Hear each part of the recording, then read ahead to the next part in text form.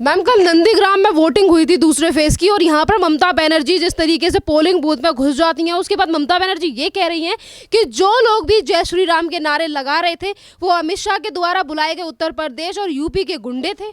देखिए श्रेन, ऐसा है कि गुंडागर्दी, मार कुटाई, हत्या, बलात्कार की बात अगर ममता दीदी अपने मुंह से ना करें तो अच्छी बात है, क्योंकि ये सिद्ध और साबित हो गया है कि पिछले 10 सालों के अंदर अगर वेस्ट बंगाल के अंदर कुछ हुआ है तो वो हुआ है लड़ाई झगड़े, सांप्रदायिकता के नाम पर राजनीति, तुष्टिकरण की राजनीति, गुंडागर्दी, बलात्कार, रेप, हत्या। और ये सारी चीजें एनसीआरबी ने भी बोली हैं कि हिंदुस्तान के अंदर अगर किसी प्रदेश में सबसे ज्यादा पॉलिटिकल डेथ हुई है, पॉलिटिकल हत्याएं हुई हैं, तो वो हुई हैं वेस्ट बंगाल के अंदर। तो ममता बनर्जी दीदी आज अपनी हार का जो ठीकरा है उसको फोड़ने के लिए इतनी छटपटाहट में आ गई हैं कि वो अब अनाप शनाप बयानबाजी कर रही हैं।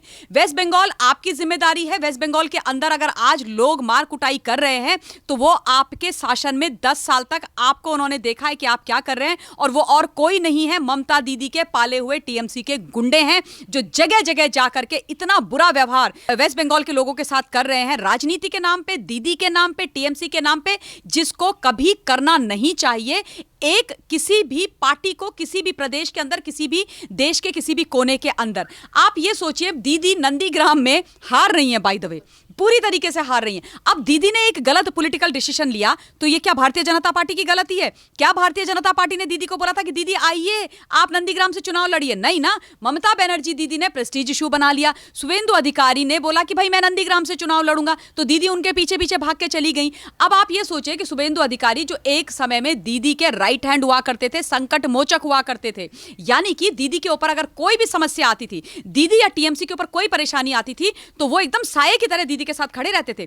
उन्होंने एक जमाने में यह बात बोली थी कि भाई 50 वर्षों तक अगर वेस्ट बंगाल के अंदर किसी का शासन चलेगा तो वो टीएमसी का चलेगा और दीदी मुख्यमंत्री रहेंगी। और आज वो बोलते हैं कि मैं ममता बनर्जी को 50,000 वोटों से ज्यादा हराऊंगे। 50 का आंकड़ा वही है, लेकिन फेरबदल यह है कि 50 साल शासन नहीं, 50,000 वोटों से हराने की बात शुभेंदु अधिकारी कर रहे हैं। तो भाई आज आप ही के राइट हैंड अगर आपके खिलाफ खड़े हैं तो आपकी गलती है। आप अपने उस व्यक्ति को अपने पास नहीं रोक पाई जिन्होंने सर्वस्व अपना न्योछावर कर दिया आपके लिए और आपकी पार्टी के लिए। अगर आज वो आपको छोड़ करके गए तो आपकी गलत नीतियों के कारण गए। हाँ, ममता दीदी को बिल्कुल कोर्ट जाना चाहिए, बिल्कुल कोर्ट जाना चाहिए और कोर्ट के आगे बोलना चाहिए कि जो मैंने तो इसकी छटपटाहट आप दूसरों के ऊपर क्यों दिखा रही है? कल नंदीग्राम के अंदर जो तमाशा चला श्रेन, जो मैंने देखा तमाम चैनल्स के माध्यम से, तमाम रिपोर्ट्स के माध्यम से, वो दुख देने वाला था। ममता दीदी की प्रेजेंस में टीएमसी के लोग डंडे लाठी भांज भांज करके लोगों को मार रहे थे, गाली गलौज कर रहे थे, और उसके बाद जो दूसरे समुदाय वाले बाकी लोग जो पिट रहे थे वो यही कह रहे थे कि ममता दीदी को नंदीग्राम में नहीं आना चाहिए था, क्योंकि उनके कारण ये दंगे वहां पर हो रहे हैं। वहां पर सीआरपीएफ के पसीने छूट गए, पुलिस के पसीने छूट गए। कितनी दंगई तुम रोकोगे भाई? दीदी को वहां से चले नहीं जाना चाहिए। दीदी को क्या, तमाम जो गुंडे हैं दीदी के, उनको समझाना नहीं चाहिए? शुभेंदु अधिकारी जी के काफिले पर हमला हुआ, एक और महिला एमएलए की जो कैंडिडेट है भारतीय जनता पार्टी की, उनके काफिले पर हमला हुआ, पत्रकारों पर, महिला पत्रकारों पर हमला हुआ इतनी बुरी तरीके से। हाँ, उन गाड़ियों पर महिलाओं पर मर जाती, वहां पर कल पत्रकार महिलाएं जो थी उन पर हमले हुए। क्या दीदी को शर्म नहीं आती कि इस तरीके की हरकतें दीदी करवा रही हैं? महिलाओं पर हमले हो रहे हैं, कहां पर? वेस्ट बंगाल पर। कौन सा वेस्ट बंगाल? जिसको 10 साल तक एक महिला ने गवर्न किया, एक महिला मुख्यमंत्री, टीएमसी की हेड एक महिला, और आप इस तरीके का आचरण रख रहे हो वहां पर, इस तरीके से महिलाओं को प्रताड़ित कर रहे हो। आपने सीआरपीएफ का नाम लिया, सीआरपीएफ को लेकर ममता बनर्जी ने यह भी कहा कि जितने भी गुंडे हैं वो ये कहती हैं कि जो लोग जय श्री राम का नारा लगा रहे हैं वो भाजपा के भेजे हुए गुंडे हैं, और ये जो सीआरपीएफ लगाई गई है चुनावों में हिंसा ना हो, ये सब लोग उनको सपोर्ट कर रहे हैं, उनको बचाने का काम कर रहे हैं।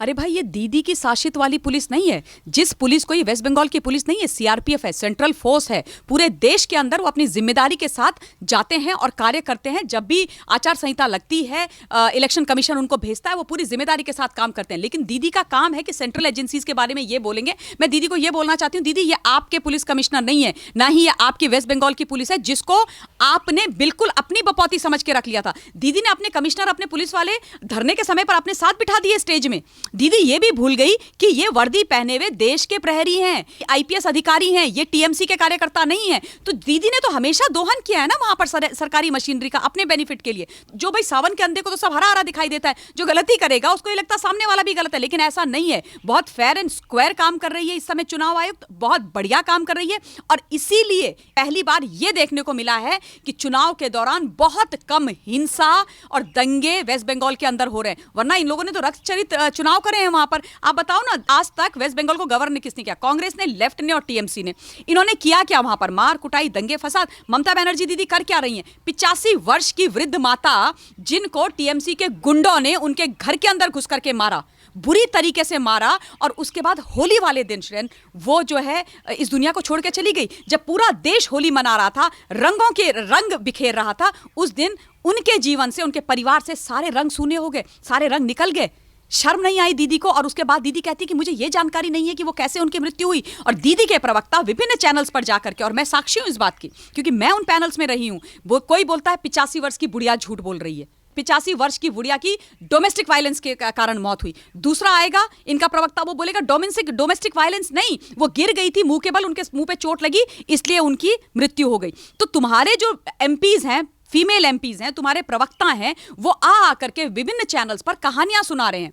कोई बोलता है डोमेस्टिक वायलेंस, कोई बोलता है गिरने की वजह से, और उसके ऊपर ममता दीदी कहती हैं कि नहीं नहीं हमें पता ही नहीं है। अगर आपको पता नहीं है रीजन डेथ का, कॉज डेथ की, तो क्या आपके लोग, इतने जिम्मेदार लोग चैनल्स पे आकर के झूठ बोल रहे हैं? क्या आपने उनको हक दिया है झूठ बोलने का? और किसने ममता दीदी को यह हक दिया कि एक मां की मृत्यु पर राजनीति करे, उनका माखौल उड़ाए? मां माटी मानुष की बात करती है दीदी, ये दीदी मां माटी मानुष की बात करती है। ये दीदी कहती है कि मैं वेस्ट बंगाल की बेटी हूं। कौन सी बेटी श्रेयन अपनी मां को इस तरीके से पिटवाती है और उसके बाद उस मां की मृत्यु में इतना इनसेंसिटिव बयान देती है? आप मुझे बताइए कौन करता है ऐसे?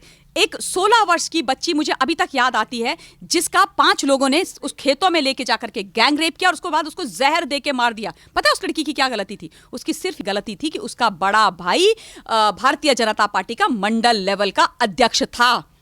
इस तरीके से कुख्यात कुकर्म हो रहे हैं वहां पर के लोगों के साथ। अभी नंदीग्राम में दीदी का जो ऑफिस है उससे कुछ किलोमीटर दूर जाकर के एक महिला का रेप हो गया। कौन करवा रहा है ये सब चीजें? क्या दीदी रोक रही है? टीएमसी के ये कार्यकर्ता हैं, ये गुंडे हैं, खुले आम गुंडागर्दी दीदी करवा रही है। और उसके बाद दीदी बोलती है यहां से गुंडे आ गए, वहां से गुंडे आ गए। कहां से गुंडे आ गए भैया? गुंडे लाने की वहां पे जरूरत नहीं है कहीं से। और प्लीज ये बिहार और यूपी का नाम लेकर के इस प्रकार से हमारे 2 सम्मानित प्रदेशों को बदनाम मत करो। क्या कहने की कोशिश दीदी कर रही है कि वहां पर ऐसे इस तरीके के लोग रहते हैं? दीदी को मतलब इतनी सी लेश मात्र भी दीदी के अंदर सेंस नहीं है, लज्जा नहीं आती है दीदी को कि 2 प्रदेशों के बारे में, वहां के लोगों के बारे में, वहां के सम्मानित लोगों के बारे में दीदी इतना बिलो द बेल्ट स्टेटमेंट दे रही है, इस प्रकार की बातें कर रही है। और दीदी ने वेस्ट बंगाल की क्या हालत कर दी है? टीएमसी के गुंडे देखो ना, सब जगह भरे पड़े हैं, जिसको देखो उसको मार देते हैं। किस मार कुटाई? जय श्री राम बोल दो, पिटाई हो जाएगी। वंदे मातरम बोल दो, पिटाई हो जाएगी। जेल के अंदर चले जाओगे, तमाशे खड़े हो जाएंगे। दीदी का कैरिकेचर बना दो, दीदी क्या कहते हैं जेल के अंदर डाल देगी। जो महाराष्ट्र के अंदर होता है वो वहां पर होता है। इतना फासिज्म तो दीदी ने फैला के रखा है। उसके बाद दीदी न जाने किस किस प्रकार की बातें करती है। दीदी को ये सब चीजें शोभा नहीं देता है। जितनी भी चीजें नंदीग्राम में हुई उसको लेकर ममता बनर्जी ये कहती हैं कि अगर इलेक्शन कमीशन ने इन सारी चीजों को लेकर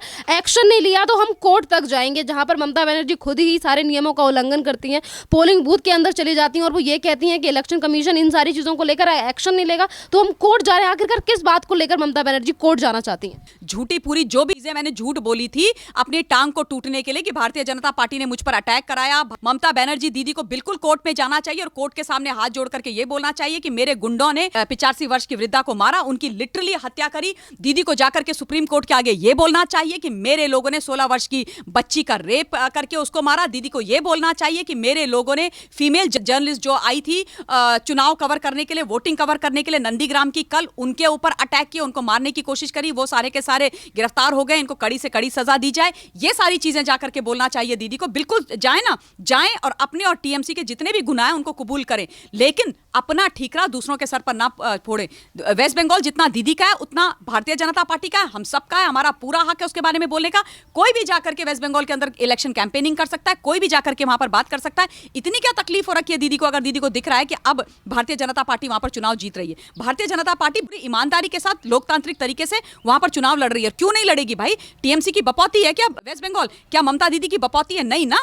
दीदी किस गलतफहमी में बैठी हुई है? शुभेंदु जी ने उसको खत्म कर दिया। जब दीदी ने नंदीग्राम से पर्चा भरा तो उन्होंने बिल्कुल सही बात बोली। उन्होंने बोला कि भाई ये नंदीग्राम में बाहर वाली हैं, ये नंदीग्राम में कहां से आ गई ना, ये तो मिदनापुर की भी नहीं है, नंदीग्राम की भी नहीं है, ये तो है कलकत्ता की, तो ये बाहर वाली हैं, ये बाहर वाली यहां करके चुनाव क्यों लड़ गई? तो उनकी जो दवाई है ना, जो सबको गोली पिला रही थी, उनकी दवाई का टेस्ट उन्हीं के राइट हैंड जो एक समय में हुआ करते थे शुभेंदु जी, और जो उनके सामने चुनाव लड़ रहे हैं, उन्होंने उस दवाई का टेस्ट उनको पिला दिया है। अब जो दीदी मीठी गोली सबको दे रही थी, कड़वी गोली, वो कड़वी गोली दीदी ने खाई और दीदी बौखला गई। दीदी का हाजमा खराब हो गया। दीदी का हाजमा इतना खराब हो गया कि उसके बाद दीदी ने जिस प्रकार की खतरनाक भाषा से उल्टियां करनी शुरू करी है ना, उससे किसी का नुकसान नहीं हुआ है। देखिए, भाजपा का या किसी का नुकसान नहीं हुआ है, सिर्फ और सिर्फ दीदी का हुआ है। मैं वेस्ट बंगाल की जनता से सिर्फ ये बोलना चाहती हूं कि अच्छे दिन आ रहे हैं। बिल्कुल अब वेस्ट बंगाल की तस्वीर बदलने वाली है और ईश्वर करे दीदी को थोड़ी सी सद्बुद्धि मिल जाए। और वो प्रशांत किशोर कहाँ है, जरा उसको भी ढूंढ लो। दीदी 2 मई को उसके पीछे डंडा लेके भागने वाली है। धन्यवाद मैम।